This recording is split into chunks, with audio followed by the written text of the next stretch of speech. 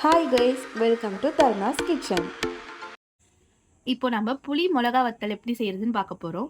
இதுக்கு தேவையான பொருட்கள் என்னென்னா, நம்ம 4 கிலோ பச்சை மிளகா எடுத்து வச்சுருக்கோம், ஒரு எலுமிச்சை சைஸ் அளவுக்கு வந்து புளி எடுத்து வச்சுருக்கோம், தேவையான அளவுக்கு உப்பு. இந்த 3 இன்க்ரீடியன்ட் இருந்தால் போதும். நம்ம சுவையான புளி மிளகா வத்தல் எப்படி செய்யறதுன்னு பார்த்துடலாம். இப்போ நம்ம மிளகாவை வந்து இனிமேல் ஃபோக் ஸ்பூனை வச்சு குத்தி எடுத்துக்கலாம். இது குத்துற மூலயமா நம்மளோட இந்த ஜூஸ் நல்லா இறங்கும், அதுக்காக தான் இது குத்துறது.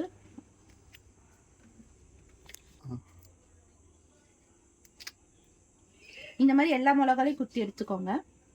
லைட்டா குத்துனா போதும், ரொம்ப குத்த தேவையில்ல.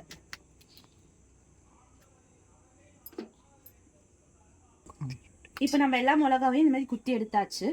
இதை இப்போ நம்ம வேக வச்சு எப்படி புளி வத்தல் போடுதுன்னு பார்க்கலாம். இப்போ வந்து நம்ம பச்சை மிளகா வந்து குத்தி எடுத்தாச்சு. இப்போ நம்ம வந்து புளியை வந்து கரைச்சி எடுத்துக்கலாம். நம்ம 4 கிலோனால எலுமிச்சை சைஸுக்கு புளி எடுத்துருக்கேன். அதுக்கு 1 கப் தண்ணி எடுத்து புளியை கரைச்சி எடுத்துக்கலாம். இப்போ வந்து நம்ம புளியை நல்லா கரைச்சி எடுத்துருக்கோம். இப்போ வந்து நம்ம வந்து சட்டியை வச்சுட்டு அதில் ஊற்றிக்கலாம்.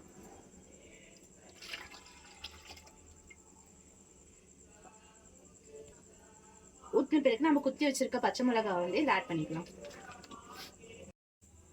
பச்சை மிளகாய் போட்டுட்டு இப்போ நல்லா இது ஃபுல்லாக இதாகிடுச்சு. இப்போ நம்ம தேவையான அளவுக்கு உப்பு சேர்த்துக்கலாம்.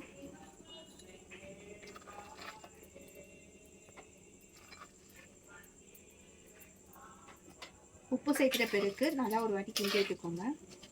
இப்போ இதை நல்லா வேக வைக்கணும். நல்லா வேக வச்சுட்ட பிறகு நம்ம வேக வச்சிருக்கோம். வேக வைக்கும் போது ஒரு ஸ்மெல் வரும், நல்லா வெந்துட்டு ஸ்மெல் வரும். அந்த ஸ்மெல் வரும்போது நம்ம ஆஃப் பண்ணிக்கலாம்.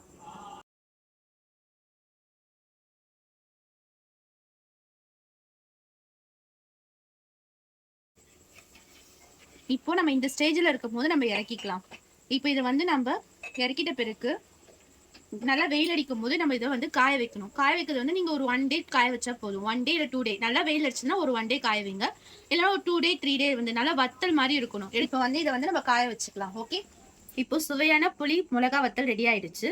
இது நீங்கள் அப்படியே கூட சாப்பிடலாம், இல்லை வறுத்த எண்ணெயில் பொரிச்சும் சாப்பிடலாம். இது வந்து நீங்கள் தயிர் சாதம், சாம்பார் சாதம், ஏன் நம்ம பிரிஞ்சி கூட டேஸ்ட்டாக இருக்கும். நீங்கள் ட்ரை பண்ணி பாருங்கள். நல்லா இருந்ததுன்னா கமெண்ட் பண்ணுங்கள். தேங்க்யூ ஃபார் வாட்சிங் தி வீடியோ.